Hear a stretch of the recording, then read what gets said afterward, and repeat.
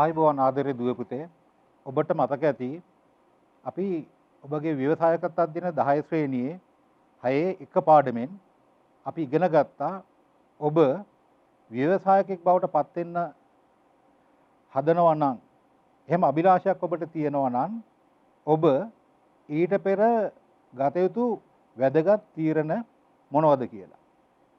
අපි අද එයින් ඔබට ගිහින් නව ව්‍යවසායකයෙක් විදියට ඔබ වෙළඳ පොළට පිවිසෙනකොට ඒකට අවශ්‍ය කරුණු කීපයක් සාකච්ඡා කරන්න බලාපොරොත්තු වෙනවා. එතකොට ව්‍යවසායකත්ව අධ්‍යයන විෂයමාලාවේ 4 වෙනි නිපුණතාව යෝග්‍ය ව්‍යාපාරයක් ආරම්භ කිරීමේ పూర్ව සූදානම ප්‍රදර්ශනය කරයි. එහි දෙවෙනි නිපුණතා මට්ටම නව ව්‍යාපාරයක් ආරම්භ කිරීමේදී වෙළඳ පොළට පිවිසිය හැකි විකල්ප ක්‍රම හා උපාය මාර්ග විමසීම තමයි මේ නිපුණතා මට්ටමේදී අපි බලාපොරොත්තු වෙන්නේ. පාසලේදී මේ පාඩම කාලච්ඡේද 5ක පමණ කාලයක් වැය කරනවා. මේ පාඩම අවසානයේ ඔබට ව්‍යවසායකයෙක් විදියට ව්‍යාපාරයක් ආරම්භ කිරීමේදී වෙළඳ පොළට ප්‍රවේශ වෙන්න පුළුවන්. ප්‍රවේශයේකී විකල්ප ආකාර මොනවද කියලා දැක්වීමේ හැකියාව ඔබට ලැබෙනවා. ඒ වගේම ව්‍යවසායකයෙකුට වෙළඳ පොළට ප්‍රවේශයේකී විකල්ප ආකාර තියෙනවා. ඒ ආකාරවල පවත්නා වාසිය හා සීමා මොනවද කියලා සාකච්ඡා කිරීමේ හැකියාව ඔබට ලැබෙනවා. ඒ වගේම නව ව්‍යාපාරයක් ආරම්භ කිරීමේදී වෙළඳ පොළට පිවිසීම සඳහා ව්‍යවසායකට ගත හැකි උපාය මාර්ග මොනවද කියලා පැහැදිලි කිරීමේ හැකියාව ඔබට ලැබෙනවා. හොඳයි. අපි බලමු දැන් ඔබ නව ව්‍යවසායකයෙක් විදිහට වෙළඳ පොළට පිවිසෙනවා නම් ඔබට වෙළඳ පොළට පිවිසෙන්න පුළුවන් විකල්ප ක්‍රියාමාර්ග කොයිතරම් ප්‍රමාණයක් තියෙනවද කියලා. අපිට පේනවා මේ බෝඩ් එකේ තියෙන මේ කොටු දැලෙන් එක පැත්තක තියෙනවා අපිට පවත්න වෙළඳ පොළත්. ඒ වගේම අපි පවතින වෙළඳ පොළට දැනට පවතින භාණ්ඩයක් ඉදිරිපත්. ඒතර අපි අවස්ථා 4ක් මේක අඳුරගෙන තියෙනවා. ඒ 4 අපි වෙන වෙනම ඉස්සරහට සාකච්ඡා කරනවා. ඒ වගේම පවත්න වෙළඳ පොළට නව භාණ්ඩයක් අපිට ඉදිරිපත් කරන්න පුළුවන්. ඒ වගේම නව වෙළඳ පොළ තියෙනවා. නව වෙළඳ පොළට පවත්නා භාණ්ඩයක් අපිට ඉදිරිපත් කරන්න පුළුවන්. ඒ වගේම නව වෙළඳ පොළකට නව භාණ්ඩයක් අපිට ඉදිරිපත් කරන්න පුළුවන්. මෙන්න නව තත්ත්වයේ විකල්ප ක්‍රම 4. එක පවත්නා වෙළඳ පොළට පවතින භාණ්ඩයක් හෝ සේවාවක් අපි ඉදිරිපත් කරනවා. 2 පවතින වෙළඳ පොළකට අපි නව භාණ්ඩයක් හෝ සේවාවක් ඉදිරිපත් කරනවා. ඊළඟ අවස්ථාව නව වෙළඳ පොළකට අපි පවතින භාණ්ඩයක් හෝ සේවාවක් ඉදිරිපත් කරනවා. අපි 4 වෙනි විකල්පය තමයි නව වෙළඳ පොළට අලුත් වෙළඳ පොළකට අලුත්ම භාණ්ඩයක් හෝ නැත්නම් මෙතෙක් පවතින නැති භාණ්ඩයක් හෝ සේවාවක් ඉදිරිපත් කරන එක. හොඳයි අපි ඒකෙන් පළවෙනි විකල්පය ගැන සාකච්ඡා කරමු. ඔබට පේනවා දැන් මෙතන අපිට පවතින වෙළඳ පොළක් තියෙනවා. ඒ වගේම මේ පවතින වෙළඳ පොළට අපි දැනටමත් වෙළඳ පොලේ පවතින භාණ්ඩයක් හෝ සේවාවක් අපි ඉදිරිපත් කරන්නේ. මේ ක්‍රමේ තියෙන ප්‍රබලතා සහ දුබලතා අපි සාකච්ඡා කරන්න ඕනි. අපි බලමු දැන් පවතින වෙළඳ පොලකට පවතින භාණ්ඩයක් හෝ සේවාවක් ඉදිරිපත් කරන අපි නිදසුනක් ආශ්‍රය කතා කරලා බලමු. ඔබ දන්නවා වෙළඳ පොල ගත්තොත් ඇති තරම් විවිධ සන්නාම යටතේ අපගේ ආහාර අවශ්‍යතාව වෙනුවෙන් කිරි වර්ග තියෙන. ඒත් අපි ආහාර අවශ්‍යතාව වෙනුවෙන් කිරි වර්ග පාවිච්චි කරනවා. ඒ නිසා විවිධ සන්නාම යටතේ වෙළඳ පොලෙන් අපිට කිරි පිටි පැකට් කරලා අලෙවි කරනවා. ඔන්න අලුතෙන් වෙළඳ පොලට එන්න ඉන්න ව්‍යවසායකයාත් මොකද කරන්නේ? අලුත් සන්නාමයක් යටතේ අර පවත්නා භාණ්ඩ හෝ සේවාවේ නැත්නම් පවත්නා කිරිපිටි වල ගුණේ හෝ වෙනස් කිසි දෙයක් වෙනස් නොකර අලුතෙන් කිරිපැකටු අලුත් සන්නාමයක් යටතේ ඉදිරිපත් කරන්න පුළුවන්.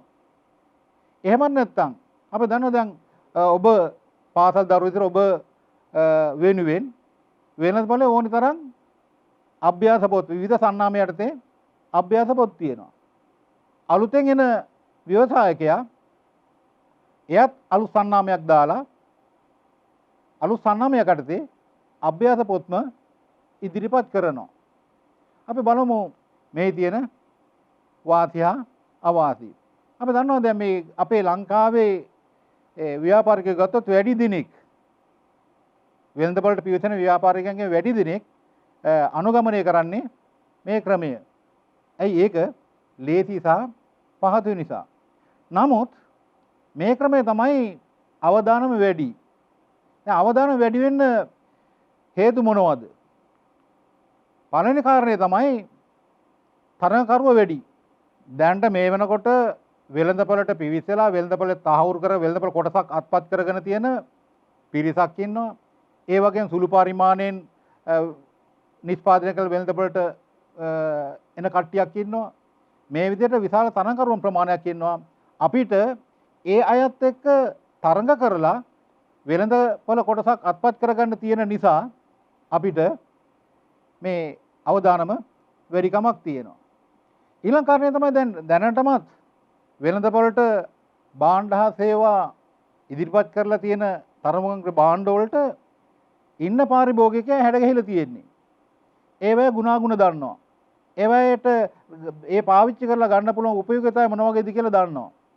ඒ නිසා අපි අලුත් භාණ්ඩයක් හෝ සේවාවක් ඉදිරිපත් කරලා පාරිභෝගිකයාට ඒ භාණ්ඩය පිළිබඳව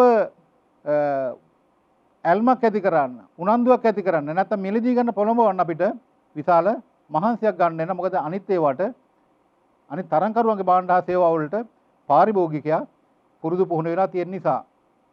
ඒ වගේම තමයි මෙන්න මේ තරංකරුවන්ගේ භාණ්ඩ වලට පාරිභෝගිකයා හුඟක් හුරු වෙලා තියෙන හින්දා අපගේ නැත්නම් තමා ඉදිරිපත් කරන අලුත් ව්‍යවසායක ඉදිරිපත් කරන නිෂ්පාදිතයට නැත්නම් ඒ භාණ්ඩයට සේවාවට ගනුදෙනුකරුවන් අද්දවා ගන්න දැඩි පරිශ්‍රමයක් දරන්න වෙනවා. මුගක් අපහසු වැඩක්. ඒ වගේම තමයි අපි අලුත් ගනුදෙනුකරුවන් ආකර්ෂණය කරගන්න. අපේ නිෂ්පාදිතය පිළිබඳව ගනුදෙනුකරුවන්ට දැනුවත් කරලා ඔවුන්ට ඒ පිළිබඳව අවබෝධයක් ලබා දීලා අපේ භාණ්ඩය හෝ සේවාව මිලදී ගන්න ඕනේ කියලා ඒ කට්ටිය සිතවිල්ල ඇති කරන්න අපිට අධික පිරිවැයක් දරන්න සිද්ධ වෙනවා. අන්න ඒ නිසා පවත්නා වෙළඳපොළකට පවත්නා වර්ගයේ භාණ්ඩයක් හෝ සේවාවක් ඉදිරිපත් කරලා අපිට ලාභ ඉපීම කියන එක අවිනිශ්චිතයි. මොකද අපි ව්‍යාපාරිකයෙක් විදිහට වෙළඳපොළට පිවිසුනොත් අපි ව්‍යවසායකයාගේ ප්‍රතිලාභය තමයි ලාභය. ලාභ ඉපයන්න බැරි වුණොත් අපිට වෙළඳපොලේ රැඳී හිටින්න බෑ. අන්න ඒ නිසා තමයි මේ ක්‍රමයෙන් වෙළඳපොළට පිවිසීම අවදානම් වැඩි කියලා අපි මුලින්ම සාකච්ඡා කළේ. අපි බලමු දෙවෙනි විකල්පය. පවත්නා වෙළඳපොළක් තියෙනවා. පවත්නා වෙළඳපොළට අලුත් ව්‍යවසායකයා නව භාණ්ඩයක් හෝ සේවාවක් ඉදිරිපත් කරනවා. අපි පොඩි උදාහරණයක් බලමු. අපි දන්නවා සබන් වෙළඳපොලේ ඇතිතරම් සබන් වර්ග තියෙනවා. අපිට පවත්නා සබන් වෙළඳපොලේ සබන් කවුරුත් මිලදී ගන්නවා.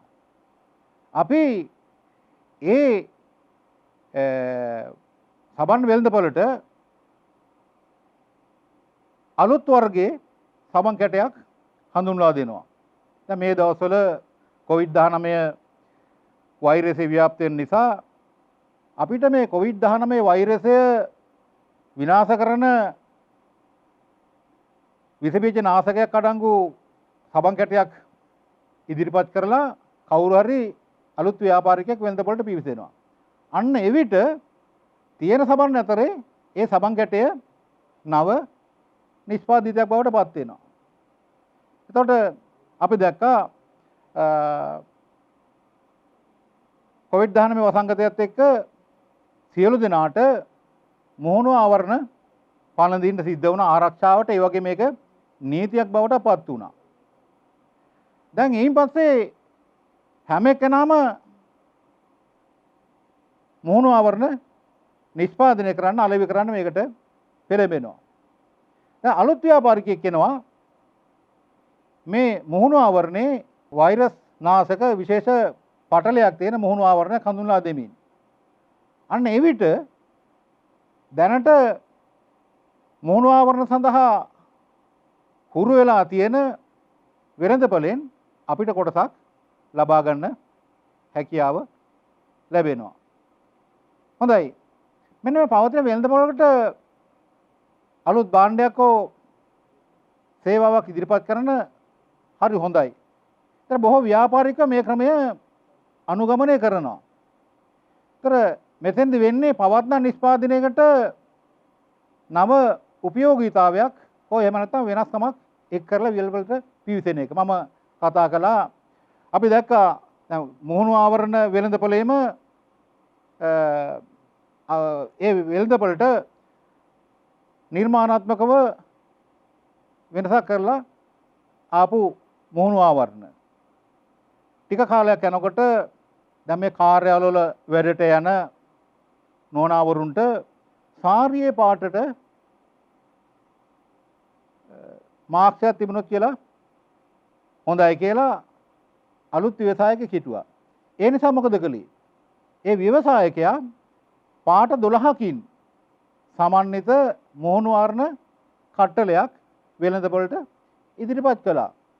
අන්න ඒ නිසා මුහුණු ආවරණ වෙළඳපොළෙන් යම් කොටසක් ඔහුට ලබා ගැනීමට හැකියාවක් ලැබුණා. හැබැයි මෙතනත් අපිට යම් අවදානමක් තියෙනවා. වෙළඳපොලේ තරංකරුම විශාල ප්‍රමාණයක් ඉන්න හින්දා ඒ අයගේ භාණ්ඩ වලට විශාල පිරිසක් හුරු වෙලා තියෙන නිසා අපි අලුත් උපයෝගීතාවයක් සහිතව අලුත් භාණ්ඩයක් ඉදිරිපත් කළත් ඒකට පාරිභෝගික අත්දැක ගැනීම සම්බන්ධ යම් වෙහසක් දරන්න ඕනි. ඒ වගේම අපේ තරංකරුවන් විශාල පිරිසක් ඉන්න නිසා ලොකු අවදානමක් අපිට දරන්න සිද්ධ වෙනවා. ඒ වගේම අපිට වාසියක් තියෙනවා දැනටමත් අපි සලකා බලන නැත්නම් වෙළඳපොළට ඉදිරිපත් කරන භාණ්ඩයට හෝ සේවාවට ගොඩනැගිච්චි නැත්නම් ඒකට ඒ වර්ගයේ භාණ්ඩ වලට හුරු වෙච්චි පාරිභෝගිකයන් පිරිසක් ඉන්නවා.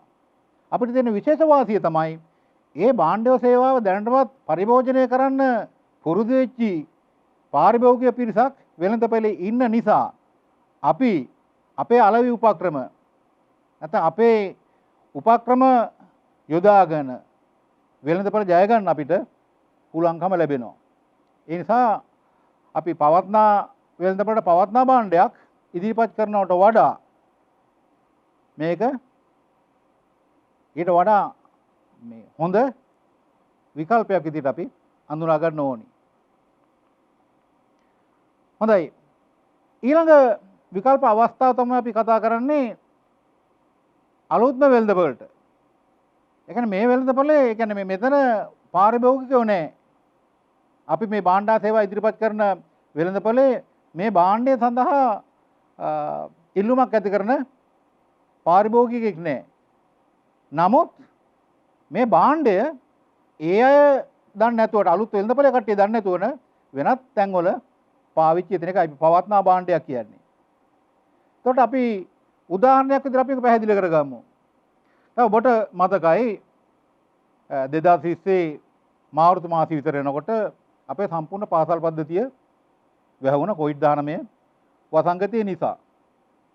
ලෝකයේ අනිත් රටවල මේට ගැළපෙන හොඳ විකල්ප පාවිච්චි කළත් අපිට මාසයක් දෙකක් අපේ අධ්‍යාපන ක්‍රියාවලිය 100% අකර්මණ්‍ය වෙන මට්ටමට ආවා.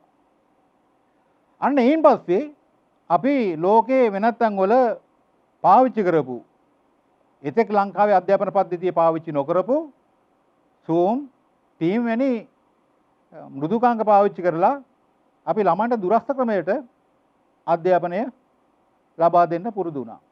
එහෙනම් සෝම්සා ටීම් කියලා කියන්නේ මේ කොවිඩ් ඇති වෙනකොටත් ලෝකේ වෙනත් තැන්වල දුරස්ථ අධ්‍යාපනය සඳහා පාවිච්චි කරන ලද මෘදුකාංග දෙකක්. නමුත් අපේ වෙළඳපොළට මේක අලුත්. ඒ නිසා තමයි ලංකාවේ වෙළඳපොළට කොවිඩ් වලින් පස්සේ තමයි කොවිඩ් 19 ව්‍යසනය ආවට පස්සේ අලුත් වෙළඳපොළක් විදිහට අපේ වෙළඳපොළටත් මේ භාණ්ඩය හා මේ සේවාව එහෙම නැත්නම් මේ මෘදුකාංග අලෙවි වෙනවා. හරි ඉක්මනට ජනප්‍රිය වෙනවා. එතකොට මේ මෘදුකාංග කලින් තිබුණා පවත්නා භාණ්ඩයක් අලුත් වෙළඳපොළ කොහෙද?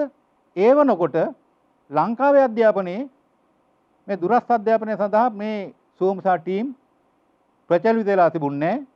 නමුත් ඒක අද වෙනකොට ලංකාවේ සෑම පාසලකම සෑම මාධ්‍යකම හොඳින් පාවිච්චි වෙනවා. ඒක පාසල් වල විතරක් නෙවෙයි වෙනත් ආයතනවල තියෙන රැස්වීම් පවත්වන ආදී ඒ වගේ දේවල් පුහුණු වැඩසටහන් වලට හැම දෙයකටම පාවිච්චි වෙනවා. හොඳයි. අපි ඊළඟ විකල්පය මොකක්ද කියලා බලමු. අපිට පවත්නා වෙළඳපොළට අලුත් භාණ්ඩයක් හෝ සේවා හඳුන්වා දීමක් වගේම අපිට පුළුවන් මේ නිෂ්පාදිත බෙදා හරින විදිහත් වන අලුත් විදියකට ඇති කරගන්න. ඒ තුලින් අපිට පුළුවන් අලුත් වෙළඳපොළක් හදාගන්න. උදාහරණ විදියට මේ කාලේම අන්තර්ජාලය හරහා හෝ නැත්නම් දුරකථන ඇමවුම මත නිෂ්පාදිත බෙදා හැරීම ආරම්භ වුණා. ඒ නිසා අර අන්තර්ජාලය හරහා එහෙම නැත්නම් දුරකථන ඇමවුම මත ලබා දීම නිසා අපිට අලුත් වෙළඳපොළ අපේ තියෙන භාණ්ඩ වලට අලුත් වෙළඳපොළක් අපිට ඇති කර ගැනීමේ හැකියාව ලැබුණා. මේ ක්‍රමයේදී අපි සිද්ධ වෙන්නේ දැනටමත් වෙළඳපොළේදී වෙළඳපොළට හඳුන්වා දීලා තියෙන නිෂ්පාදිතයක් නැත්නම් භාණ්ඩයක් හෝ සේවාවක් මේ වන දුරු පරිභෝජනයේට හුරු නොවු පිරිසකට හඳුන්වා දෙමින් වෙළඳපොළට පිවිසෙන එක. මෙන්න මේ නිසා වෙළඳපොළේ සමාජාතීය භාණ්ඩ හෝ සේවා ඉදිරිපත් කරන තරඟකරුවෝ නැහැ. ඒ නිසා අපේ භාණ්ඩයට සේවාවට ලොකු ඉල්ලුමක් ඇති කරගෙන ලේසි. ඒ නිසා අපිට වැඩි ලාභයක් ලබා ගැනීමේ හැකියාව තියෙනවා. ඒ වුණාට අපිට අවදානමක් නැතුවම නෙවෙයි. මේ අලුත් පෙර කිසිම දවසක පරිභෝජනය කරලා නැති භාණ්ඩයක් හෝ සේවාවක් නිසා අලුත් පාරිභෝගිකයට මේ භාණ්ඩය හෝ සේවාව හඳුන්වා දෙන්න ලොකු කාලයක් ලොකු පිරිවැයක් යනවා. අන්න ඒ නිසා අපිට යම් අවදානමක් දරන්නත් සිද්ධ වෙනවා. අපේ ඊළඟ විකල්පය නව වෙළඳපොළකට. කියන්නේ මෙතෙක් ඒ જાතියේ භාණ්ඩ සේවා පරිභෝජනය කරපු පිරිසක් වෙත ඒ වගේම කිසිම දවසක වෙනත් වෙළඳපොළක ඉදිරිපත් කරලා නැති භාණ්ඩයක් හෝ සේවාවක් ඉදිරිපත් කරලා වෙළඳපොළට පිවිසීම. අපිට පොඩි උදාහරණයක් ගමු. අභ්‍යවකාශ චාරිකා. මේ කලින් නම් මේක අපි යථාර්ථයක් බවට පත් වෙලා තිබුණේ. නමුත් දැන්ට මාසයකට දෙකකට කලින් අභ්‍යවකාශ චාරිකා කියන ඉවෙන්ට් එක වෙළඳපොළට අලුතෙන්ම කලින් තිබුණේ නැහැ. මේකට වෙළඳපොළක් තිබුණෙත් නැහැ. අලුතෙන් හඳුන්වා දීලා තියෙනවා. තවත් කෙනෙකුට අපි දන්නවා දැන් විනෝදයට විවිධ වැඩ කටයුතු අපි කරනවා. අභ්‍යවකාශ නිරීක්ෂණ මධ්‍යස්ථානයක් අපිට දැන් පොළවේ ඉඳලා අපි උපකරණ පාවිච්චි කරමින් අහස නිරීක්ෂණය කරනවා. යම් කෙනෙකුට අපිට අවස්ථාවක් දෙන්න පුළුවන් නම් අභ්‍යවකාශයේ පිහිටවන ලද නිරීක්ෂණ මධ්‍යස්ථානයකට ගිහිල්ලා එහි යම් කාලයක් ගත කරමින් එතන ඉඳලා අභ්‍යවකාශය නිරීක්ෂණය කරන්න. අනාගතයේදී එවැනි දේ සඳහා ඇල්මක් දක්වන උනන්දුවක් දක්වන පිරිසක් ඇති වෙන්න පුළුවන්. මම දැක්කා එක්තරා ප්‍රදර්ශනයකදී බණ්ඩාරනායක අන්තර්ජාතික සම්මන්ත්‍රණ ශාලාවේ තිබුණා රත්නපුර ප්‍රදේශයේ පාසලක් ඇලෝසියස් කොලෙජ් එකේ දරුවෝ නව නිර්මාණයක් ඉදිරිපත් කරලා තිබුණා. ඒ අයගේ සංකල්පය තමයි ගුරුත්වාකර්ෂණය ශූන්‍ය කරන ලද ටියුබ් එකක් දිගේ අපේ වායුගෝලය අවසන් වෙනකල් මිනිස්සු ප්‍රවාහනය කරන ලිෆ්ට් එකක් හදනවා. ඒ ලිෆ්ට් එක අවසානයේ අභ්‍යවකාශ මධ්‍යස්ථාන පිටවල තියෙනවා. එතන ඉඳන් අභ්‍යවකාශයෙන් නිරීක්ෂණය කරන්න පුළුවන්. මම ඒ කිව්වේ මේක මතක් කළේ ඒ ප්‍රදර්ශනයේ ඒ දරුවෝ ඉදිරිපත් කළේ යම් දවසක ව්‍යවසායකයෙකුට හොඳ ව්‍යාපාර අදහසක්. ඉතින් දැන් මෙවැනි අදහස් වලින් අපි නැත්නම් අලුත් නව වෙළඳපොළට නව භාණ්ඩයක් හෝ සේවාවක් ඉදිරිපත් කරලා වෙළඳපොළට අපිට පැමිණීමෙන් අපිට තියෙන වාසිය තමයි වෙන කිසිම තරඟකරුවෙක් නැහැ. වෙන කිසිම තරඟකරුවෙක් නැහැ. අපි සාර්ථක වුණොත් අපිට තරඟකරුවෙක් එනකල් දිගු කාලයක් අපිට පූර්ණ ලාභය අපිට ලබා ගන්න පුළුවන් බාධාවකින් තොරව. ඒ වගේම තමයි අපිට විශාල අවදානමකුත් තියෙනවා. ඒ අවදානම තමයි මේ භාණ්ඩය හෝ සේවාව පිළිබඳව ඉන්න දැනට ඉන්න පාරිභෝගික ජනතාව කිසි කෙනෙක් දන්නේ නැහැ. අන්න ඒ නිසා අපිට මේ නොදන්නා භාණ්ඩයක් හෝ සේවා නැත්නම් නොදන්නා නිෂ්පාදිතයක් සම්බන්ධව අපිට මේ වටිනාකම් මේ උපයෝගීතාවය පිළිබඳව පාරිභෝගිකයා දැනුවත් කරන්න, ඔහුට ඒ සඳහා ඇල්ම ඇති කරන්න, ඔය සඳහා ඒක මිලදී ගැනීම සඳහා පෙළඹුමක් ඇති කරන්න අපිට විශාල කාලයක් යනවා. විශාල පිරිවැයක් යනවා. ඇතැම් වෙලාවට වෙළඳපොළ ගොඩනගා ගන්නත් බැරි වෙන්න පුළුවන්. සමහර ලාවට ෆේල් වෙන්නත් පුළුවන්. ඒ නිසා මෙතන ලොකු අවදානමක්ද නැතුව නෙවෙයි. මෙන්න මේ අලුත් වෙළඳපොළකට අලුත් භාණ්ඩයක් ඉදිරිපත් කිරීම තුලින් අපිට සාර්ථක වෙන්න නම් අපිට ඉස්සෙල්ලාම කරන්න හොඳින් වෙළඳපොළ අධ්‍යයනය කරන්න ඕනේ. අපි වෙළඳපොළේ මොන වගේ අවශ්‍යතාවයන්ද ජනතාව පෙළෙන්නේ නැත්නම් පාරිභෝගිකය මොන වගේ අවශ්‍යතාව වලින් පෙළෙනවද? එහෙම අධ්‍යයනය කරලා හොඳ සැලැස්මක් ඇතුව කටයුතු කළොත් ඒ වගේම පාරිභෝගික අවශ්‍යතා අඳුනාගෙන පාරිභෝගිකයා මැනවින් දැනුවත් කළොත් අපේ ඉලක්කය අපිට ජය ගන්න ලේසියි. හොඳයි. අපි දැන් මෙතෙක් වෙලා කතා බහ කළා ඔබ නව ව්‍යවසායකයෙක් විදිහට වෙළඳපොළට පිවිසීමට අපේක්ෂා කරනවා නම් ඒකට අපි විකල්ප ක්‍රම 4ක් තියෙනවා කියලා. මොනවද? එකක් තමයි පවත්නා වෙළඳපොළකට පවත්නා භාණ්ඩයක් ඉදිරිපත් කරන එක. ඒ විකල්පය. ඊළඟ විකල්පයක් අපි කතා කළා පවත්නා වෙළඳපොළකට නව භාණ්ඩයක් ඉදිරිපත් කරන එක. ඊළඟට අපි කතා කරනවා නව වෙළඳපොළකට පවත්නා භාණ්ඩයක් ඉදිරිපත් කරන විකල්පය. එයින් පසු අලුත්ම නව වෙළඳපොළට නව භාණ්ඩයක් ඉදිරිපත් කරන. ඉතින් අපිට පුළුවන් උචිත තමන්ට වඩාත්ම ගැළපෙන ක්‍රමයක් කරා තමන් ව්‍යවසායක හැම වෙලෙම අවදානම් දරන සූදානම් තමන්ට අවදානම දැරීමේ සූදානම මත උචිත විකල්පකින් වෙළඳපොළට පිවිසීමට හැකියාව තියෙනවා. හොඳයි අපි බලමු ඊළඟට අලුත් වෙළඳපොළට පිවිසෙනකොට ඒ සඳහා ගන්න පුළුවන් උපාය මාර්ග මොනවද කියලා. එහෙන් පළවෙනිවෙන්න තමයි සුවිශේෂිත භාණ්ඩයක් හෝ සේවාවක් මෙන් අදහස් කරන්නේ යම් උවමනාවක අවශ්‍යතාවයක් වෙනුවෙන් භාණ්ඩ හෝ සේවා ඉදිරිපත් කරලා තියෙනවා. හැබැයි අපි ඉදිරිපත් කරන භාණ්ඩය සේසු භාණ්ඩ වලට වැඩිය සුවිශේෂී ගුණයකින් සුවිශේෂී ලක්ෂණ වලින් පිරිපුන්. මෙවැනි නැත්නම් තියෙන වෙළඳපොළට අපිට සුවිශේෂී භාණ්ඩයක් හෝ සේවා ඉදිරිපත් කරමින් අපිට ඉදිරිපත් කිරීම උපාය මාර්ගයක් විදිහට පාවිච්චි කරන්න පුළුවන්. ඊළඟ උපාය මාර්ගය තමයි නිෂ්පාදන ප්‍රභේදනය. අපි මේ ගැන ඊළඟට විස්තර සහිතව සාකච්ඡා කරනවා. තව උපාය මාර්ගයක් තමයි වෙළඳපොළ හිදැස දැකලා ඒ වෙළඳපොළ හිදැස වෙනුවෙන් අපි ඉදිරිපත් වෙලා වෙළඳපොළ හිදැස පුරවන්න භාණ්ඩ සේවා ඉදිරිපත් කරලා අපි ඒ උපාය මාර්ගය වෙළඳපොළට යන එක. ඊළඟ අවස්ථාව නවෝත්පාදනය. කලින් වෙළඳපොලේ නොතිබුණු භාණ්ඩයක් හෝ සේවාවක් නිෂ්පාදනය කළා. ඒ උපාය මාර්ගය හරහා අපි වෙළඳපොළට පිවිසීම. අපි අනුපිළිවෙලින් මේ උපාය මාර්ග 4 සාකච්ඡා කරමු. හොඳයි. අපි බලමු පළවෙනි උපාය මාර්ගය. සුවිශේෂී නව භාණ්ඩයක් හෝ සේවාවක් ඉදිරිපත් කිරීම. මම කලිනුත් කිව්වා වෙළඳපොලේ විවිධාකාර භාණ්ඩ හා සේවාවක් තියෙන සලකා බලන අවශ්‍යතාවය හෝ ඕමනා වෙනුවෙන්. අලුත් ව්‍යාපාරික නැත්නම් නව ව්‍යවසායකයා ඉදිරිපත් කරන භාණ්ඩය හෝ සේවාවේ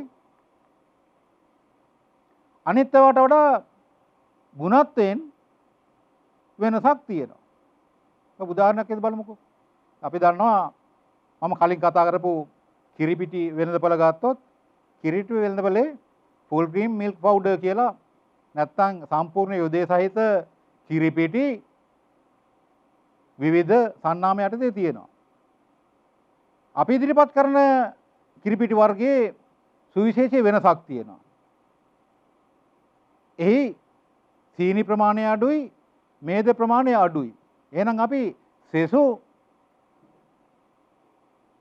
භාණ්ඩ වලට වැඩිය ගුණත්වය වෙනස් කරලා තියෙනවා. ඒ වගේම පුළුවන් ප්‍රමාණය වෙනස් කරන්න. අපි දන්නවා වෙළඳපොළට ඇතම් භාණ්ඩ එනකොට සමහර භාණ්ඩ එනවා බොහොම කුඩා ප්‍රමාණයෙන්. අපි ඒවට කියනවා අපි පැකට් ගත්තොත් සැෂේ පැකට් එක තියෙනවා. ඊළඟට තියෙනවා මෙගා තියෙනවා, ජම්බෝ. විවිධ නම් දාලා එවනවා. ඒ හැබැයි ප්‍රමාණයෙන් විශාල විදියට හදා එවන්නේ. ඒතර අපිට පුළුවන් මේ අපේ නිෂ්පාදිතය අනෙක් නිෂ්පාදිත වලට වඩා සේතු නිෂ්පාදිත වලට වඩා ප්‍රමාණයෙන් වෙනස් කරන්න. ඒ වගේම තමයි අපිට හැඩයෙන් වෙනස් කර අපේ නිෂ්පාදිතය අනිත් අය ඉදිරිපත් කරන නිෂ්පාදිත වලට වඩා හැඩයෙන් වෙනස් කරන්න පුළුවන්. ඔබට මතක ඇති දැන් ලංකාවේ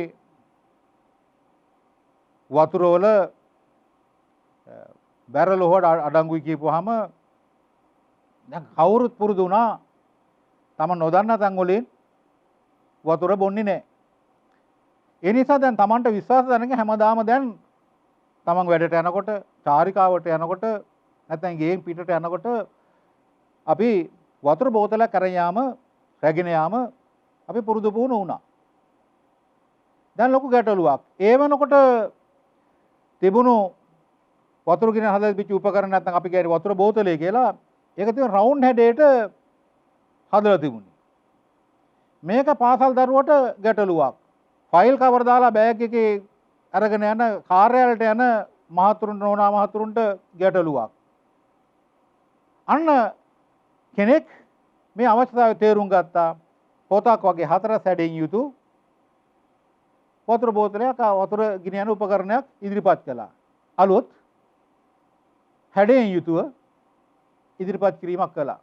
ඒ වගේ අපිටත් පුළුවන් අපේ භාණ්ඩ සෙසු භාණ්ඩ සේවා වලට වඩා හැඩයෙන් වෙනස් කරලා තමන්ගේ භාණ්ඩය සෙසු භාණ්ඩ වලට වඩා සුවිශේෂී කරන්න. අනිත් එක තමයි උපයෝගීතාවය. මෙන් අදහස් වෙන්නේ භාණ්ඩය හෝ සේවාව පරිභෝජනය කරලා ඒ පාරිභෝගිකයා ලබන තෘප්තිය යම් වෙනසක් ඇති කරන්න. අපි දන්නවා දැන් රෙදි සේදුම් කුඩු තියෙනවා. සවන් කුඩු වර්ග තියෙනවා. අපි මූලික අවශ්‍යතාවය තමයි රෙදි හොදපන් රෙදි වල තියෙන කුණු ඉවත් වීම තමයි අපි මේකේ මූලික ප්‍රයෝජනය. නමුත් දැන් අලුතෙන් වෙළඳපොළට එනවා රෙදි හොදලක් තියෙනවා, කුණු ගිහිලා තියෙනවා. නමුත් රෙද්ද වේලුණාට පස්සේ ඒකේ අමුතුව සුවඳකුත් තියෙනවා. එහෙමනම් දැන් රෙදිහිමට රෙදි වල කුණු ඉවත් වෙනවට අමතරව අලුත් උපයෝගීතාවයක් ඇවිල්ලා තියෙනවා. එහෙනම් අපිටත් පුළුවන් අපි වෙළඳපොළ ඉදිරිපත් කරන තමන්ගේ භාණ්ඩය අනිත් අයට වඩා සුවිශේෂී කරන්න ඒක පරිභෝජන කොට අපිට එන වෙනත් උපයෝගීතාවයක් එකතු කරන එක. එහෙම නැත්නම් අපිට පුළුවන් ඇසුරුම වෙනස් කරන්න. අපි දැක්කා සමහරලාට මේ ඇසුරුම ආකර්ෂණීය කරනවා. එහෙම නැත්නම් මේ ඇසුරුම වෙනත් ප්‍රයෝජනයක් සඳහා ගන්න පුළුවන් වෙන විදිහට සූදානම් කරනවා. එක කාලයක් එක්තරා ප්‍රසිද්ධ සන්නාමයක් යටතේ වෙළඳපොළට ඉදිරිපත් කරපු තේකොළ. ඒ අය මොකද කළේ? ඒ තේකොළ පැකට් එක ප්ලාස්ටික් ඇසුරුමක දාලා දෙනවා. මේ ඇසුරුමත් අරගෙන ගියාම තේකොළ පොලිසක් බෑග් එක කඩලා වාතය එයාට නැත්නම් වාතය යන්නේ නැති වෙන විදිහට ඒ ඇසුරුමේ දාලා තියාගන්න පුළුවන්. අපි අලුත් ඇසුරුමකට පුරු කරන්න පුළුවන්. මෙන්න මේ වගේ ලක්ෂණ වලින් මොනවා හෝ ගුණාත්වයෙන් ප්‍රමාණයෙන් හැඩයෙන් උපයෝගීතාවයෙන් එහෙම නැත්නම් ඇසුරුමෙන් අද මෙන්න මොනවා හරි ලක්ෂණයකින් තමන්ගේ භාණ්ඩය හෝ සේවාව නැත්නම් තමන් වෙළඳපොළට ඉදිරිපත් කරන භාණ්ඩය හෝ සේවාව සෙසු වෙළඳපොළේ පවතින භාණ්ඩ හෝ සේවා නැත්නම් නිෂ්පාදිත වලින් අපි වෙනසක් කරගත්තොත් ඒ සෙසු භාණ්ඩ හා සේවා අතර තමා ඉදිරිපත් කරන නැත්නම් අලුත් ව්‍යවසායක ඉදිරිපත් කරන භාණ්ඩ හෝ සේවාව අලුත් සුවිශේෂී භාණ්ඩයක් හෝ සේවාවක් බවට පත් වෙනවා. ඊළඟ උපක්‍රමයේ විදිහට අපි පාවිච්චි කරන්නේ නිෂ්පාදිත ප්‍රභේදනය. නිෂ්පාදන ප්‍රභේදනය කරලා භාණ්ඩ අපිට වෙළඳපොළට ඉදිරිපත් කරන්න පුළුවන්. මේක අපි සෙසු තරංකරුවන්ගේ නිෂ්පාදිත වලින් තම ව්‍යාපාරයේ නිෂ්පාදිත වෙනස් කිරීමට ගන්නා හොඳ උපාය මාර්ගයක්. අපි දන්නවා අපි තරංකරුවන්ගේ භාණ්ඩ වලට වඩා තමන්ගේ භාණ්ඩය වෙනස් කරන්න ඕනේ. අපි දන්නවා සමහර වෙලාවට අපි දන්නවා භාණ්ඩ ඉල්ලන්නේ මිලත් එක. මිල කියන්නේ භාණ්ඩ ඉල්ලුමක් ඇති කරන ඉල්ලුම ඇති කිරීම සඳහා බලපාන සුවිශේෂී කාරණයක්. ඇතැම් භාණ්ඩ හා සේවා තියෙනවා. එහි මිලම භාණ්ඩය සේවාවට ඉල්ලුම ඇති කිරීම සඳහා සුවිශේෂීව බලපෑ. ඒක මම කියන්නේ නැහැ සුවිශේෂී නැtei කියලා. නමුත් මිලට එහා ගිය තවත් කාරණාත් භාණ්ඩය හා සේවාව ඉල්ලුම් කිරීම සඳහා බලපාන දේවල් තියෙනවා. අන්න එවැනි අවස්ථාවක වෙළඳපොළට පිවිසීමට යම් යම් වෙනස්කම් කරමින් වෙළඳපොළට හොඳ පිවිසීම සඳහා උපාය මාර්ගයක් ගන්න පුළුවන්. මම උදාහරණයක් ගන්නවා. දැන් මේ දවස්වල අපි දන්නවා වෙළඳපොලේ සාමාන්‍ය සිමෙන්ති බෑග් එකක තියෙන්නේ කිලෝ 50යි.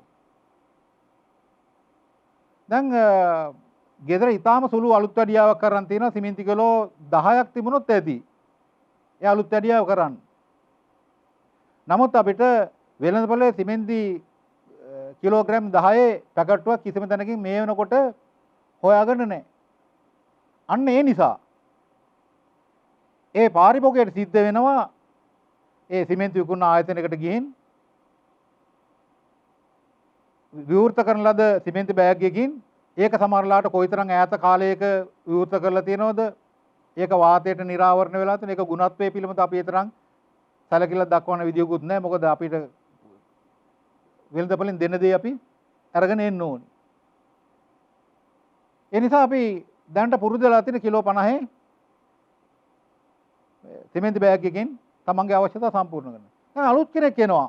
අලුත් සිමෙන්ති නිෂ්පාදකයෙක් આવොත් ඔහුට අවස්ථාවක් තියෙනවා ඕන නම් මෙන්න මේ විදිහට ප්‍රභේදනයක් කරන්න. අපි පොදුවේ අවශ්‍යතාව වෙනුවෙන් 50 බෑග් එකක් තියෙනවා. නව ව්‍යවසායකයා මොකද කරන්නේ? අර කුඩා අවශ්‍යතාව වෙනුවෙන් කිලෝ 25, 10, කිලෝ 5 ආදී විදිහට නව ඇසුරුම් පෙළක් එනවා. අන්න ඒකත් අලුත් සන්නාමයක් එනවා. අන්න ඒ වගේ අවස්ථාවක ඔන්න වෙළඳපොලේ මතයක් හැදෙනවා. අලුත් සිමෙන්ති වර්ගයක් ඇවිල්ලා තියෙනවා. ඒ කිලෝ 50 පැක් එකක් තියෙනවා, 25ක් තියෙනවා, 10ක් තියෙනවා, 5ක් තියෙනවා. යම් කෙනෙක් කිලෝ 5 පැක් එක අරගෙන ගිහිල්ලා ගෙදර අලුත් වැඩිය කටයුත්තක් කරනවා. සිමෙන්ති එක හොඳයි. අන්න කියනවා ඒ ප්‍රචාරය යනවා අනිත් අය කියනවා මේ සිමෙන්ති එක හරි හොඳයි. ගුණාත්වයෙන් ඉහළයි. ඒ වගේම තමයි ඕනෙම ප්‍රමාණයකින් අපිට ගන්නත් පුළුවන්. අන්න එහෙම ව්‍යාපාරයට අපි පිවිසුනොත් අපිට එවැනි උපාය මාර්ගයක් කරා අපිට වෙළඳපොළ ජය ගන්න හරි ලේසි. කොයිතරම් තරංකරුවෝ හිටියක් ඉඳන් නිෂ්පාදන ප්‍රභේදනය කියන්නේ අපිට ව්‍යාපාරයකට පිවිසෙන්න හොඳ ක්‍රමයක්. මම තව උදාහරණයක් දක්වලා තියෙනවා. අපි දන්නවා ඇතිතරම් වෙළඳපොලේ හිස ගල්වන තෙල් වර්ග තියෙනවා. ඇතැම් මේවා තියෙන්නේ ලෙඩ රෝග සඳහා තියෙන, සමහර කට්ටිය රූපලාවන්‍ය උදෙසාම තියෙනවා. ඉතින් මේ මොන අභිලාෂය නැත්නම් මොන උවමනාව වෙනුවෙන් හිස තෙල් ගැල්ලුවත් අපි සමහර අය කැමති නැහැනේ මේ හිතේ බෙහෙත් තෙල් ගෑවොත් එම ඒකේ විවිධ අමිහිරි සුවඳක් එන්නත් පුළුවන්. නිසා දැන් අපි තෙල් වර්ගයට පීච්ච, අරලිය, රෝස ආදී විදිහට කවුරුත් ආග්‍රහණය කරන්න කැමති මලක සුවඳක් එකතු කරනවා. ඒ මලේ සුවඳ එකතු වීම නිසා එවැනි සුවඳක් තියෙන තෙල් ආලේප කරන්න පාරිභෝගිකය කැමති. අන්න ගිහිල්ලා ඉල්ලන්න පුළුවන් මට දෙන්න මේ තෙල් වර්ග, මේකේ පීච්ච සුවඳ දෙන්න. නැත්නම් මම කැමති රෝස සුවඳට නම් රෝස සුවඳ ලබා දෙන්න කියලා. අන්න එවැනි නිෂ්පාදන ප්‍රභේදනයක් තුලින් වෙළඳපළට අපිට පිවිසෙන්න පුළුවන්. ඊළඟ අවස්ථාව තමයි වෙළඳපළ හිඩස වෙනුවෙන් භාණ්ඩ හා සේවා ඉදිරිපත් කරලා වෙළඳපොළට පිවිසෙන එක. අපි බලමු වෙළඳපළ හිඩසක් කියන්නේ මොකක්ද කියලා. වෙළඳපළ හිඩසක් තියෙනවා කියලා අපිට කියන්න පුළුවන් මේ වෙනකොටත් තමන්ගේ අවශ්‍යතාව හෝ උවමනා සම්පූර්ණ නොවූ පාරිභෝගික පිරිසක් මේ සමාජය තුළ ඉන්නවා. එහෙම නැත්නම් අපි කියනවා තෘප්තිමත් නොවූ පාරිභෝගික පිරිසක් ඉන්නවා. අපිට පුළුවන් අන්න ඒ අය තෘප්තිමත් කිරීම සඳහා නැත්නම් මේ වෙනකොටත් තමන්ගේ තෘප්තිය උදෙසා භාණ්ඩෝ සේවාවක් වෙළඳපොළට ඉදිරිපත් වෙන්නේ නැහැ. අන්න ඒ නිසා ඒ අය තෘප්තිමත් කරන්න අපිට මේ වෙළඳපොළ හිඩස ප්‍රයෝජනට ගන්න පුළුවන්. ඒ සඳහා අපි උචිත භාණ්ඩෝ සේවා ඉදිරිපත් කිරීමේ හැකියාව තියෙනවා. මේක වටිනාකම තියෙන්නේ. අපි දන්නවා සමහර භාණ්ඩ හා සේවාව තියෙනවා විශාල පාරිභෝගික සංඛ්‍යාවක් ඉන්නවා නම් ඒ විශාල පාරිභෝගික සංඛ්‍යාව වෙනුවෙන් භාණ්ඩ හෝ සේවා ඉදිරිපත් කරන්න මහා පරිමාණය නිෂ්පාදනය කරන මහා පරිමාණ ව්‍යාපාරිකයෝ ඇති තරම් ඉන්නවා. නමුත් ඒ අයගේ අවධානයට යොමු නොවිච්චි පාරිභෝගික කොටස් සමාජයේ ඉන්නවා. පොඩි උදාහරණයක් ගමු. අපි දන්නවා අපේ ඉස්කෝලවල එන දරුවන්ගෙන් 98%ක් විතර ඉන්නේ. 98%ක් විතර ඉන්නේ ඊටමත් හොඳින් අධ්‍යාපන කටයුතු කරන දරුවෝ. ඉතින් ඒ අයට විවිධ පොදුවේ තියෙන අධ්‍යාපනික අවශ්‍යතාව වෙනුවෙන් වෙළඳපොළට විවිධ භාණ්ඩ හා සේවා ඉදිරිපත් කරලා තියෙන විවිධ නිෂ්පාදකයන් විතර. නමුත් අපි දන්නවා අපේ පාසල් වල ඉන්නවා විශේෂ අවශ්‍යතා ඇති දරුවන්. ශ්‍රවණ වුණතා තියෙන්න පුළුවන්, කතන වුණතා තියෙන්න පුළුවන්. සමහරලාට සෙමින් ඉගෙන ගන්න දරුවෙක් වෙන්න පුළුවන්. මෙන්න මේ අය ඉලක්ක කරලා අපිට පුළුවන් විශේෂ ඉගෙනුම් ආධාරක කට්ටලයක් ඉදිරිපත් කරන්න. අනේ එහෙම ඉදිරිපත් කළොත් ලංකාව පුරා ඉන්න විශේෂ අවශ්‍යතා ඇති දරුවන්ට උගන්වන ගුරුවරුවා දෙමව්පියෝ ඒ භාණ්ඩය සඳහා ඉල්ලුමක් ඇති කරන්න පුළුවන්. ඒ නිසා අපි හොයලා බලන්න ඕනේ හැම වෙලෙම මේ උපාය මාර්ගය අනුගමනය කරනවා නම් වෙළඳපොලේ කවුද තෘප්තිමත් නොවූ පාරිභෝගික කොටස. ඒ අයට තෘප්තිමත් කරන්න මොන වගේ භාණ්ඩයක්ද සේවාවක්ද අපි ඉදිරිපත් කරන්න ඕනි. එහෙම වුණොත් අපිට පුළුවන් සාර්ථකව ව්‍යාපාරයට එළඹිලා ව්‍යාපාරය සාර්ථක කරගන්න. ඊළඟ අවස්ථාව තමයි අපි කියන්නේ නවෝත්පාදනයක් තුලින් වෙළඳපොළට පිවිසීම.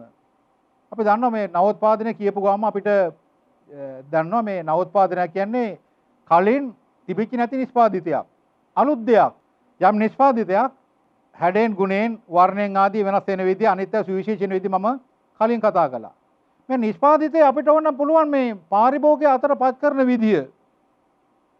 දැන් සමහර භාණ්ඩ තියෙනවා අපේ ගෙදරටම පාරිභෝගික ඉන්න තැනටම ගේනවා. සමහර භාණ්ඩ සේවා තියෙනවා අපි ඒ නිෂ්පාදකයා ළඟට ගිහිල්ලා අරගෙන එන්න ඕනි. සමහර භාණ්ඩ තියෙනවා නිෂ්පාදකයා හෝ පාරිභෝගිකයා කිසි දිනක දැනලා නැහැ. අන්තර්ජාලය හරහා අපි භාණ්ඩ ඇනුම් කරනවා. කූරියර් සර්විස් හරහා අපිට භාණ්ඩය ළඟට එනවා. මේ විදිහට මේ පාරිභෝගිකයා වෙත භාණ්ඩ ළඟා කරන ආකාරයක් අපි නව්‍ය ක්‍රමයකට හදාගන්න පුළුවන්. ඒත් අපිට නිෂ්පාදනය විතරක් නෙවෙයි නව්‍යකරණය කරන්න පුළුවන්. පාරිභෝගිකයාට භාණ්ඩය සේවාව ළඟා කරන ක්‍රමයට අපි නව්‍යතා ඇති කරන්න පුළුවන්. ඒ විතරක් නෙවෙයි භාණ්ඩ හා සේවා පාරිභෝගිකයා අතරපත් කළාට පස්සේ නැත්නම් අලෙවි කළාට පස්සේ අලෙවියෙන් පසු සේවාවක් අපිට නව්‍ය විදිහට ලබා දෙන්න පුළුවන්. අපි මේ නව්‍යතා නවෝත්පාදනික වෙළඳපොළට පිවිසෙනකොට භාණ්ඩය ගැන විතරක් නෙවෙයි. භාණ්ඩයත් එක්ක පාරිභෝගිකයා අතරපත් කරන විදිය, ඒ වගේ අලෙවියෙන් පසු සේවාව. සමහර වටිනාකමින් වැඩි භාණ්ඩ තියෙනවා. ඒ භාණ්ඩ ටික කාලයක් පරිභෝජනය කරනකොට එහි මූලික ප්‍රයෝජනේ ලබා ගැනීම සම්බන්ධ මොන ගැටලුවක් ආවොත් ඔහුට ඒ නිවර්ත කර දීම සඳහා සේවා සපයනවා අලෙවිකරුවෝ. ඉතින් මෙන්න මේ සේවාව හොඳින් ලබා දෙනවා නම් ඒක අලුත් විදිහකට ලබා දෙනවා නම් එවැනි අවස්ථාවක එවැනි උපක්‍රමයක් අනුගමනය කරලා අපිට අලුත් පාරිභෝගික කොටසක් අපිට ලබාගෙන වෙළඳපොළ තහවුරු වෙන්න පුළුවන්. අන්න මේ විදිහට බලනකොට මේ නවෝත්පාදනය කියන්නේ නිෂ්පාදනය විතරක් නෙවෙයි නිෂ්පාදනයක් කරලා පාරිභෝගිකයාට පත් කිරීම සහ අලෙවියෙන් පසු සේවාව දක්වා කියන ඕනම අවස්ථාවක යම් නිෂ්පාදනයක් ආරම්භක මොහොතේ ඉඳලා පාරිභෝගිකයාට අලෙවි කරලා අලෙවියෙන් පසු සේවාව දක්වන අවස්ථාව දක්වා ඕනෑම තැනකදී යම් නවෝත්පාදනයක් කරලා අලුත් දෙයක් කරලා ඒ හරහා වෙළඳපොළට පිවිසෙන්න පුළුවන්. මේක තුල අපිට අලුත් පාරිභෝගික කණ්ඩායමක් කරගෙන අපිට සාර්ථක වීමේ හැකියාවක් තියෙනවා. මේ නවෝත්පාදනය නිසා අපිට පාරිභෝගිකයෝ පිරිසක් එන්නේ ඇයි? මේ නවෝත්පාදනය නිසා නැත්නම් මේ නිෂ්පාදනය කිරීම අවස්ථාවේ ඉඳලා පාරිභෝගිකයාට පත් කරන අවස්ථාවත් එයින් පස්සේ අලෙවින් පස්සේ සේවාව දක්වා අපි මුළු මොනවා හෝ නව්‍යතාවයක් ඇති කළොත් මේ භාණ්ඩය සේවාව පරිභෝජනය කරන පාරිභෝගිකයාට ඒ පරිභෝජනය ලැබෙන උපයෝගීතාවයේ යම් වෙනසක් ඇති වෙනවා. අපි බලමු මේ උදාහරණයකින් කොහොමද නවෝත්පාදනයකින් අපි වෙළඳපොළට පිවිසෙන්න. අපි දන්නවා මේ වෙනකොට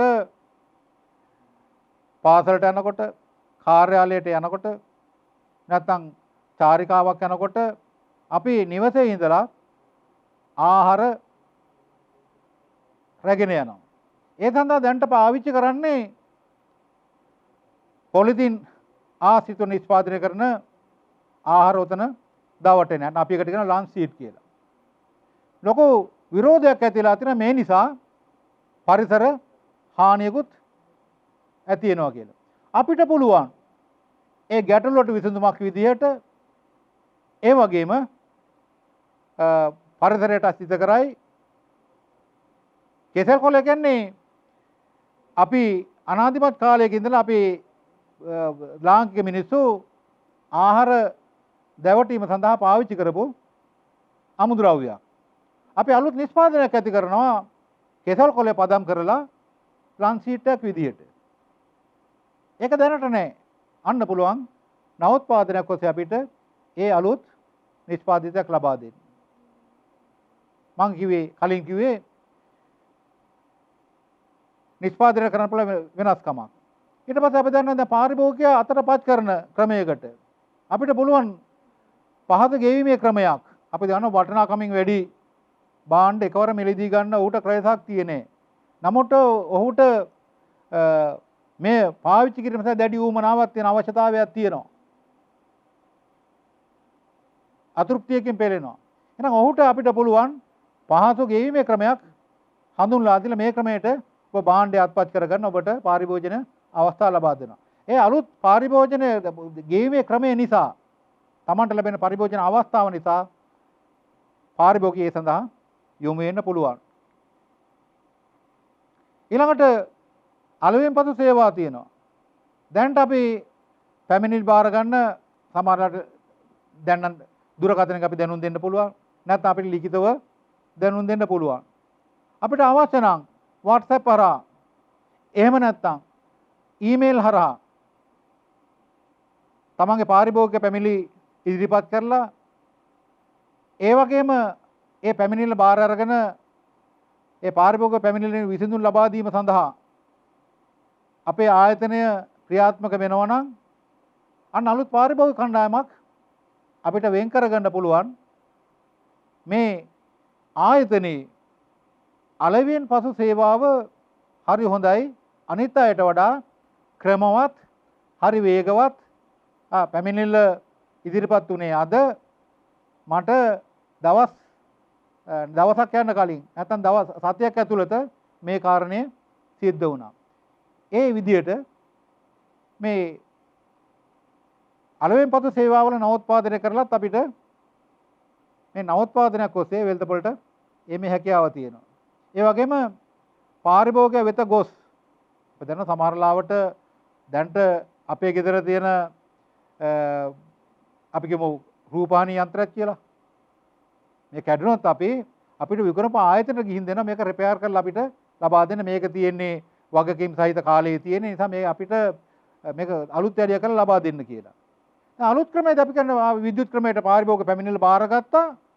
පාරිභෝගිකයා ගෙදරට ගිහිල්ලා අවශ්‍ය උපකරණ අරගෙන ගිහිල්ලා ඒ සේවාව ලබා දීලා එනවා. අන්න පුරුදු වෙන අහවල් ආයතනයෙන් මේ උපකරණ ලබා ගන්න හදිසියේ ක්‍රියා විරහිත වුණොත් අපිට SMS එකකින් එහෙම නැත්නම් ඊමේල් එකකින් අපිට දැනුම් දෙන්න පුළුවන්. දැනුම් දීලා ඊටාම කෙටි කාලයක් තුල නිවසට ඇවිත් අලෙවියෙන් පසු සේවාව ලබා දෙනවා. අපිට හරි වටිනාකමක් ආයතනයට එනවා. එයින් පස්සේ අපිට පාරිභෝගික කොටසක් අපිට ළඟා කරගන්න පුළුවන්. හොඳයි. මම දැන් මේ දුවදරුවන්ට කියා දෙන්නේ ඔබ යම් ව්‍යාපාරයකට අනාගතේ පිවිසෙන්න බලාපොරොත්තු වෙනවා නම් මෙන්න මේ භාණ්ඩ වලට නව්‍යකරණයක් ඇති කිරීම සඳහා අපිට යොදා ගන්න පුළුවන් ආකෘතියක්. ඒකට අපි කියනවා ස්කැම්පර් ආකෘතිය කියලා. ඔබගේ 10 ශ්‍රේණියේ පොතෙත් මේ පිළිබඳව තියෙනවා. ඒකේ පළවෙනි S අකුර substitute නැත්නම් අපි කියන ආදේශ කරන්න කියලා. අපි දන්නවා දැන් මේ දවස්වල මේ උපක්‍රමය හුඟක් දෙනෙක් නවෝත්පාදනය සඳහා මේක යොදවනවා. අපි දන්නවා මේ වෙනකොට රටේ වන සම්පත මහ විශාල තර්ජනයකට මුහුණ දීලා තියෙන්නේ.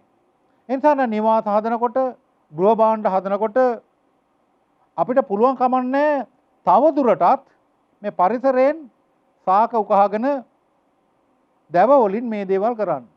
දැන් මොකද වෙලා තියෙන්නේ? දැන් මේ වෙනුවට දැන් ආදේශ කරනවා. ලී වලින් හදන පරාල යටලී රීපාදිය වෙනුවට එක්ක යකඩ. එහෙම නැත්නම් කොන්ක්‍රීට්. එහෙම නැත්නම් වෙනත් රටවල මේ සඳහා ප්ලාස්ටික් පාවිච්චි කරනවා. අපිට පුළුවන් ආදේශ කරන්න. යෙදුම් වර්ග වෙනුවට අලුත් යෙදුමක් ආදේශ කරන්න. අන්න ඒ විට අපිට අලුත් නිෂ්පාදනය නැත්නම් නව්‍ය නිෂ්පාදනයක් බවට පත් වෙනවා. ඊළඟ කාරණය තමයි කම්බයින්. ස්කැම්පර් කියන දෙවෙනි අකුර C අකුර. එහි තියෙන්නේ කම්බයින් සම්බන්ධ කරනවා. එතකොට අපිට කරන්න පුළුවන් එක මූලික ප්‍රයෝජනතාවයක් තියෙනවා. ඒ මූලික ප්‍රයෝජනතාවයට තවත් ප්‍රයෝජන රසක්, ප්‍රතිලාභ රසක් එකතු කරනවා. ඔබට මතකයි මේ රටේ ජනතාවගෙන් 60%ක්වත් තවම ගොවිතැනේ යෙදෙනවා.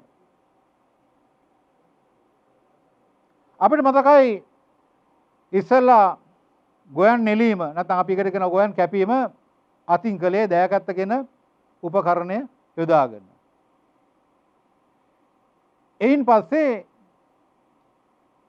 ගොයන් ගහෙන් නැත්නම් ගොයන් මැඩවීම සඳහා නැත්නම් ගොයන් ගහෙන් කරලෙන් ඇට වෙන් කර ගැනීම සඳහා එක්කෝ මිනිස්සු තමන්ගේ ශ්‍රමය යොදලා ගත්තේ නැත්නම් සත්තුන්ගේ ශ්‍රමය යොදා ගත්තා. ඒ වෙනුවට ආවා කොළ මඩින යන්ත්‍ර ආවා. මුලින්ම ආපු කොළ මඩින යන්ත්‍රය කොහොමද තිබුණේ? වී ටිකයි කොළ මැඩ වුණාට පස්සේ ගෝයන් ගස් ටිකයි ඔක්කොම එක ගොඩේ වැටෙනවා. ඉතින් අපි මේක වෙන් කරගෙන දැඩි වේසකුත් දරන අපිට තියෙන්නේ දැන් පයින් පා ගන්න නැති එක විතරයි. නමුත් අනිත් වැඩ ටික ඔක්කොම තියෙනවා. මේ වෙනකොට මෙන්න මේ සම්බන්ධ කිරීම කියන මේ මේ පාදනය මේ උපක්‍රමය හරහා ගිහින් දැන් මේනට ගෝයන් කැපීම. ඒ විතරක් නෙවෙයි ගෝයන් ගහෙන් ගෝයන් මේ වී වෙන් කරන එක. ඒ වගේම වී වෙන් කරන එකෙන් වී වෙන් කරලා ගත්තම ඒවා ඇතුලේ බොල් ඉවත් කරන එක. ඒ විතරක් නෙවෙයි ඒ බොල් ඉවත් කළාට පස්සේ හොඳ ධාන්‍ය ටික වෙනම බෑග් එකකට දැන් ඒක පැක් කරන එක. එහෙම නැත්නම් ඇසුරුම් කරන එක. මේ සියලු පහසුකම් සහිත හාවෙස්ටර් නැත්නම් අස්තරු නෙලීමේ උපකරණ අද මේ වෙනකොට ලාංකීය වෙළඳපොළට ඇවිල්ලා තියෙනවා. එහෙනම් මොකද කරලා තියෙන්නේ? අර මූලික ගෝයන් කපන එක තමයි මූලික ප්‍රයෝජ්‍යතාවය. හැබැයි මූලික ප්‍රයෝජ්‍යතාවයට විශාල ප්‍රතිලාභ කීපයක් එකතු කරලා තියෙනවා. දැන් ගෝයන් කපනවා, කොළ මඩිනවා, ඒ වගේම බොල් ඉවත් කරනවා, ඒ වගේම ඇසුරුම් කරනවා. ප්‍රතිලාභ ගණනාවක් එතෙන්ට එකතු කරලා තියෙනවා. ඔබටත් පුළුවන් යම් නිෂ්පාදිතයක් ඇවිල්ලා මේ විදිහට තව ප්‍රතිලාභ එකතු කරන්න කොහොමද කියන හිතන්න, කල්පනා කරන්න, යෝජනා ඉදිරිපත් කරන්න. ඊළඟ ඒ අකුරෙන් කියන්නේ ඇම්ප්ලිෆයි නැත්නම් එහෙම නැත්නම් ඇඩ්. අපිට පුළුවන් යම් නිෂ්පාදිතයක් විශාල කරලා ඒක හැඩය වෙනස් කරනවා නැත්නම් ප්‍රමාණය වෙනස් කරනවා.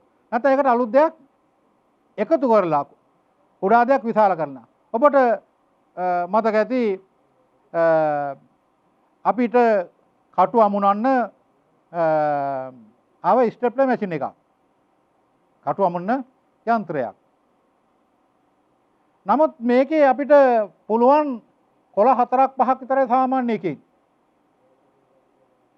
ලොකු පොතක් බඳින වෙලාවට ටිකක් ඝනකමට කොළ 40ක් 50ක් දාලා නැත්නම් කොළ 100ක් විතර දාලා කටුවක් ගහන්න ඕනේ. අන්න ආවා විශාල කරලා ස්ටෙප්ලර් යන්ත්‍රයමයි විශාලයි වැඩි කොළ ප්‍රමාණයකට සවි ශක්තියෙන් වැඩි කටුවක් ගහන්න පුළුවන් කුඩා දෙයක්. අන්න පොත් බඳින අය මේ සඳහා ඉල්ලීමක් කරා. ඒ දෙම අපි මොනද ඊළඟ අකුරු තියෙන මිනිමයිස් කරන එක. මිනිමයිස් කරනවා කියන්නේ විශාලට තියෙන දා කුඩා කරනවා. දැන් මේ වගේ එකක් අපිට අරගෙන යන්න බෑ බෑග් එක. දැන් කැම්පස් එකේ ළමයි ඉන්නවා. එහෙම නැත්නම් A level කරන ළමයි ඉන්නවා. ඒ අයට තමන්ගේ ලෙක්චර්ස් වලට ගියාම කොළ අමුණ ගන්න ඕනි. තමන්ගේ පෙන්සිල් පර්ස් එකේ එහෙම නැත්නම් බෑග් එකේ ලොකු උපකරණයක් දාගෙන යන්න බෑ. ඒ අය වෙනුවෙන් අඟල් 2කට වඩා අඩු දිගින් යුතු කුඩා ස්ටෙප්ලර් යන්ත්‍රයක් හදලා දුන්නා. අන්න ලොකු නිෂ්පාදිතයක් තිබුණා. ඒ ප්‍රයෝජ්‍යතාවයම තියෙනවා ප්‍රමාණය කුඩා කළා. ඒ ප්‍රමාණය කරපුවාම ඒකටත් අලුත් උපයෝගීතාවයක් තියෙනවා. ඒ නිසා ඒක අලුත් නිෂ්පාදිතයක් නැත්නම් නිෂ්පාදනයේ අලුත් එකක් විදිහට අපිට ගන්න පුළුවන්.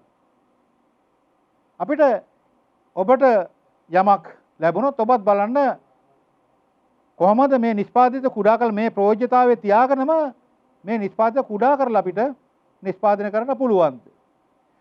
ඊළඟ උපමාම ස්කැම්ප් ආකෘතිය ඊළඟ අකුර තියෙන්නේ P අකුර. put another use නැත්නම් other use put other use නැත්නම් වෙනත් කාර්යයක් සඳහා පාවිච්චි කරන එක. අපි දන්නවා යම් නිෂ්පාදිතයක් නිශ්චිත කාර්යයක් වෙනුවෙන් භාවිතා කරනවා.